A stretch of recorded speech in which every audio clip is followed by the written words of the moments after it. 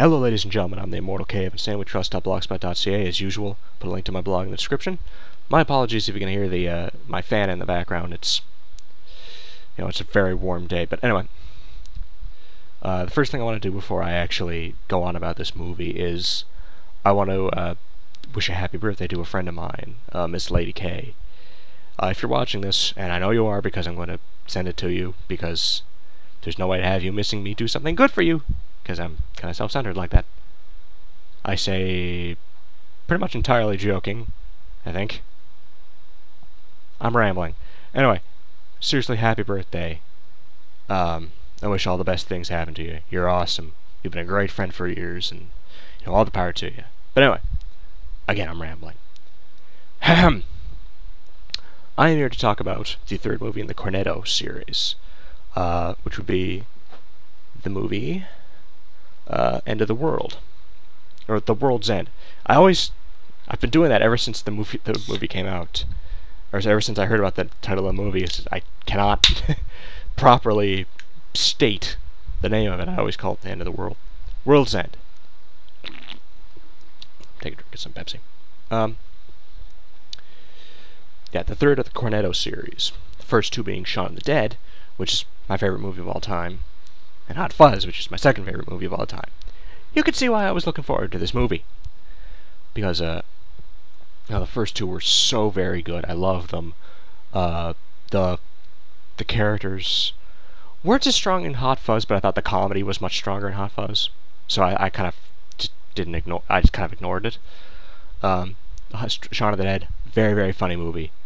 Very, very good characters. And there's one thing in both movies. I think in Hot Fuzz, I cannot remember. It's been a little while since I've seen it. But one thing about Hot Fuzz was that, or one thing about the movies is that they had this very strong foreshadowing. In the sense that, like in Shaun of the Dead, Nick Frost's character rattles off like a bunch of things they'll do the next day. When the zombie invasion happens, they end up doing it as well, just not quite in the way he meant. Like, it's kind of like weird, ironic foreshadowing. Like, and I'm going to go into spoilers right now, so if you don't want to get spoiled for this, don't go past here. Though I'm going to say this right now, this movie is amazing, and you should go see it twice. Seriously. I love this movie to death. I'm having a very hard time saying this is not my favorite movie of all time. And I don't want to say that because I just got out of it, and I'm just formulating my thoughts. So, I don't want to go out and say that right now, but it's really good. It's really, really good. But, where was I? Right. The foreshadowing effect is still here, in the sense that, and you kind of knew it was going to happen because they did all these things as kids. And you kind of have to see some of it coming back, like just the exact same way it happened, but when they're adults going through it. If you don't know the premise of the movie, by the way, these 5 friends who try to do a pub crawl of going to 12 different bars in this one town. Which I just realized there's 12 bars in that one town. Jeez. Anyway, 12 bars. I think I said pars. Anyway, sorry. Going through these 12 bars, and they failed it the first time. I think they stopped at about 9. And which I just realized actually kind of happens. But what ends up happening is they try to do it again because the main character, Simon Pegg's character, Gary King, wants them to. Because, well, I'll get into the character in a bit. But, and he gets them all to do it, try it again, and it doesn't quite. Let's just say around bar 4 they realize that half the town is basically replaced by, excuse me for a sec. Excuse me. Like I said, I'm drinking Pepsi, just helps me kind of keep my mouth moist. That sounded weird. Anyway.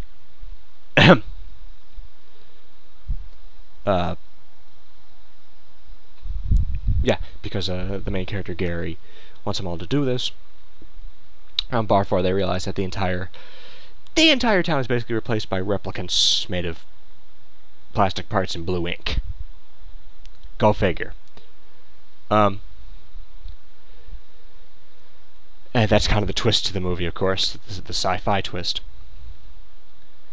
And the strength of this movie, in my opinion, is the characters. Nick Frost's character is excellent. As again, as usual, as a foil to Simon Pegg's character, as it always is. But this time it's a bit different because there are the 3 other characters in it as well. There's the 5 guys, and there's also a girl who kind of comes in and out in the movie. But like I said, I think that this movie does the characters so well, because Andy and Gary's relationship is amazing. The 3 other guys are very, very enjoyable to watch. Though I will no, actually, I have to admit, kind of watching everything happen with them, and watching them grow and watching certain things happen, because, let me just put it this way. At the very beginning of the movie, they say something along the lines of, we're the 5 Musketeers, and then it eventually comes up to the point where, well, we'd be the 3 Musketeers, which would make more sense if 2 of us died, and then 2 of them die. And their replicants they get their happy endings, but only kind of. I'll get into that.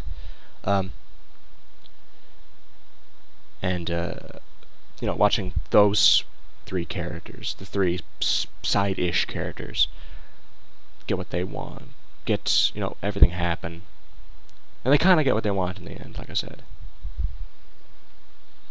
And, Nick Frost's character and Simon Pegg's character he's this very, very tragic character in the sense that he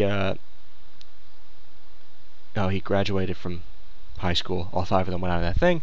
They failed, and there's a point at the very beginning of the movie where he says, he stared watching the sun come up and said that this is going to be the best day of my life. And it kind of became a thing with him where he knew it was the best day of his life, but he didn't want it to be. He wanted more out of life, but he couldn't get it. And so, at the point where, 30 years later, he wants everybody to do it again because he figures he might get some of that old magic back. Because, everybody else is married, they have kids, they've all got these happy lives, and he doesn't. All he has is a drinking problem. And, I'm not gonna lie, when it was between him and Nick Frost's character, oh shit, his name just... Andy? Andy? I think it was Andy. It was Andy, yes. Gary and Andy. I think it was Andy. Sorry, my mind's gonna keep buzzing with that, sorry. But, between those two's relationship, and when you get to realize, Gary did this... I'm not gonna flat out say what happens between the 2 of them, because, again, I don't want to spoil everything. But something happens between them, and near the very end of the movie, they basically get into this massive fight where you realize, where Nick Frost's character tells him just to grow up, to move on with your life, to be a part of society, to have this reality. And you think that that's going to be what the lesson is, and I think that might have been, but then he says something along the lines of, I don't have anything else but this. And it's a very sad moment, actually. I have to admit, I was tearing up quite a bit during that part, because it was just it was a really tragic character moment with Gary King. And I think that's why he might be one of my favorite characters in these 3 movies, is because he's very tragic, but he's very likable and he's very understandable. He may not be a good guy necessarily, or at least in the past he wasn't, but you can kind of understand where he's coming from. Again, the thing about saying he's a good character or being a good guy is what happened between him and Handy is kind of it's kind of a dick move. It's kind of a massive dick move, but he's still kind of likable despite it. Maybe that's just me. I should probably actually add an asterisk to this. I'm biased towards these movies. I love them so much. Simon Pegg's my favorite actor, and so much about this. He's one of my favorite writers too, because these movies are amazing. But Just what happens between those two is so good, and Gary's character is so good, and all the other characters are so good, and the foreshadowing I think I mentioned it in this take. This is like my fourth take. I keep stumbling over my words, but the foreshadowing I mentioned, where they'll say something, they'll say something kind of vague, and then it'll end up happening later. Someone will say something like, and this doesn't actually happen, but someone will say something like, just don't lose your head about it, and then they'll lose their head later. That's a very simplified version of what I'm talking about. Like I said, the Three Musketeers thing, we'd be the Three Musketeers if two of us died, and two of them die. But then there's the ending, and like I said, the characters are amazing, the comedy is really good. It's a fantastic movie, you should go see it, but the ending is kind of an interesting point, because, with the other two, society goes back to normal, everybody's happy, the characters have learned their lesson, but there's always some kind of a weird twist to it. I don't remember the twist with Hot Fuzz, again, it's been a few years. But I do think that, do remember that movie being pretty good. Shaun of the Dead was obviously a twist that humanity got back to normal. They tamed the zombies? They didn't tame them, they used them in, like, game shows, and I think there was actually a Jerry Springer skit where he's like, I married a zombie, something like that. It was cute. And, he's learned his lesson, but at the same time, he's the same person he always was. And I think that's actually a really good thing, is be yourself, but, stop being a moron. Smack. That kind of thing. I think that really works for these movies. But anyway. Which is very much in touch here, because the aliens that created the replicants, and they created them to, how did they put it? They created the replicants so that they would go into society, change society how they wanted them to be, so that the human race would become better. Thing is, they've basically wiped out most of the human race doing it. And, most humans are actually these replicants. And, when Simon Pegg's character Gary, and I think it was Gary, Andy, and I think his name was Steve. I can't remember though. I think. And the three of them basically just said, "We want freedom. We want." Basically, they just told them off. Basically saying, "We want freedom. We want to be what we are. If you don't like it, fuck off." And the aliens basically said, fuck it. In fact, they actually did say fuck it, which is a rather funny moment, but, and they left. Thing is, they also gave us technology like, Wi-Fi signals, phones, cell phones, stuff like that. So basically, them leaving basically sent the entire human race back into the Dark Ages. Whoops. And, Nick Frost's character got back with his wife, and they're happy. And Steven got together with the female character, his love interest in the movie, and that was really good. The other two characters who died, excuse me, they're replicants. Because when the aliens left, the replicants were just kind of left down to their own business. And they ended up doing, how do I word this? They ended up basically just becoming humans, but kind of segregated because of what they are. Because humans are kind of dicks that way. I'm fairly positive towards human beings, but even I have to admit, yeah, we're kind of dicks that way sometimes. But, so they were kind of segregated because of it, but at the same time, they look just like normal humans, so nobody really had that much of a problem. And, not that nobody had much of a problem. How do I word this? Actually, the perfect way. Everybody had their happy endings, except the replicants basically lived out the happy endings for the characters who died, which is kind of an iffy ending when you think about it, but it still works, I guess. You could debate it, but I think it worked. And when you see Gary's thing was the fact that, again, he wanted to go back into the past because that's when he was happy. So you see him, when it says, Nick says he doesn't know, or Andy says he doesn't know what happened to Gary. You see Gary and 4 replicants of his 4 friends as their younger selves walking towards this bar. He walks in and says 5 waters, which that right there is kind of the big payoff moment with Gary is the fact that he doesn't drink anymore, or we're led to believe he doesn't. And I think that's a really nice moment because he learned his lesson, but he still wants to have fun. He's still doing what he does best. It feels a little weird, but when you start thinking about it, it kind of works. Which, number one, I gotta say, Simon Pegg with a black Stetson, the black jacket he's been wearing the entire movie, like this black duster coat, black sunglasses and a bandana over his face, walking into a bar with, and this thing I love, with a friggin' like Zweihander, maybe like a claymore sword on his back. I don't know where the hell he got it, but it's funny as hell, just the image of seeing this badass, like this really badass Simon Pegg walking into a bar. They refuse to serve the blanks, which are what the replicants are called, and he just goes, 5 waters, or I'm going to mess this place up. And it literally ends on him charging in with the claymore, and then it plays really inappropriate music, and it was actually really funny. I think that's the ending is kind of the weird thing, is that all technology is gone, so it's kind of this bittersweet ending. But it doesn't quite leave that bittersweet taste in your mouth, because when you start thinking about it, and you see Gary's, he's not drinking anymore, but he's happy, even though he's kind of still doing what he was doing, which was going back to high school. I don't know, it works. There's something weird about it. I can't put my finger on it, but I still think it works. I think it works very well. And I think that's why I love this movie so much, is that it's so solid. Like, everything, just in hindsight, fits together so well. Like, all of the reasonings, all of the everything. Just everything goes together so well. The foreshadowing that they have had in the few movies, which some people may not like, I love. I think it's really good. I think it's really funny.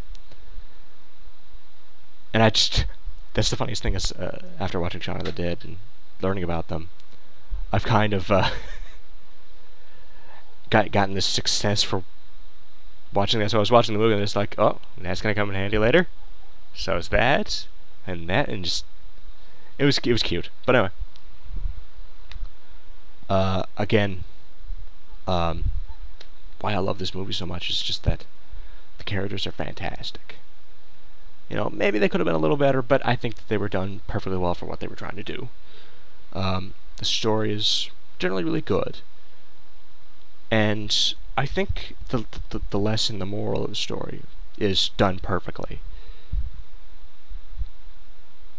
Which, come to think of it, is face reality for what it is, not without having any crutches, or something like that. I'm not nearly quite educated enough in this type of thing to properly say what the best way, what the moral is. But I think that it's done so well, it's done so satisfyingly, and I love it to death. I'm trying not to say that's my favorite movie of all time. I am trying, because I don't want to say that just after seeing it, because it doesn't sit right with me. It's basically me pulling a Chester A. Bum and just coming out screaming, "Oh my God, this is the greatest movie I've ever seen in my life!" And I don't want to do that, but it's hard not to. It's that good. So, if you're a fan of Shaun of the Dead, watch this movie. If you're a fan of Hot Fuzz, watch this movie. If you're a fan of both, watch this movie twice. I might actually see this movie again. It's very tempting. I'm definitely getting it on DVD, there's no question about that. But, no, excellent movie. The acting, very good. The effects were good. The fight scenes were really good. That was something I wasn't expecting, was the fight scenes are actually very, very entertaining. Very well choreographed, and like I said, I'm not sure if I mentioned this in this cut, but or in this edit, or in this version, or this whatever.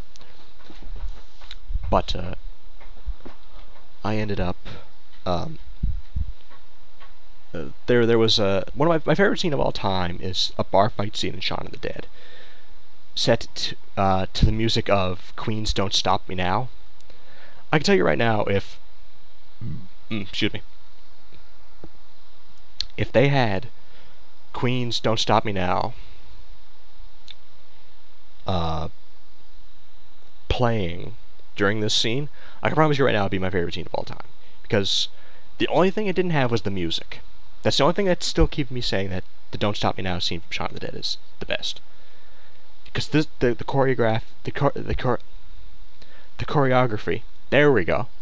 The choreography, the way everything moved, the fact that you literally got to see Nick Frost dual-wield stools and punching people with them like they're giant, like, boxing gloves. That was badass, by the way.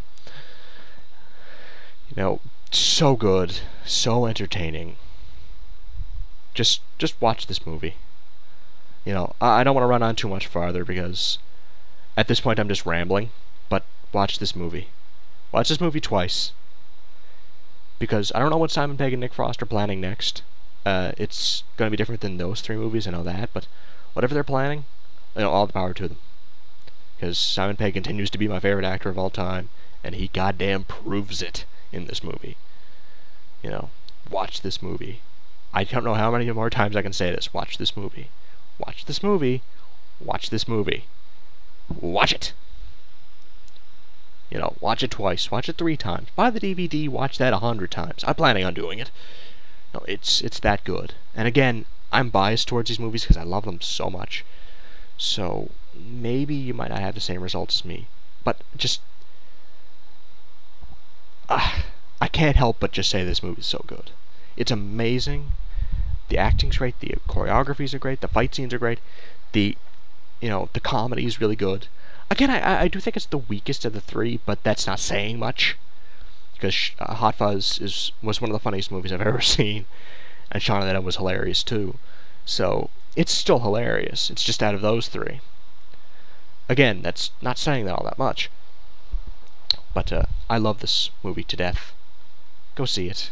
You know, go see it. The characters are so good. It's worth it for Gary King alone. Go see it. Please. Anyway. Thank you very much. I'm the Immortal K. Go watch Earth's End. The Earth's End. The Earth's End. Go watch The Earth's End. The World's End. Go watch The World's End. That's what it's called. The World's End. For some reason I cannot remember this title. Go watch The World's End. Watch it now. Watch it again. Thank you very much. I shall see you all next time.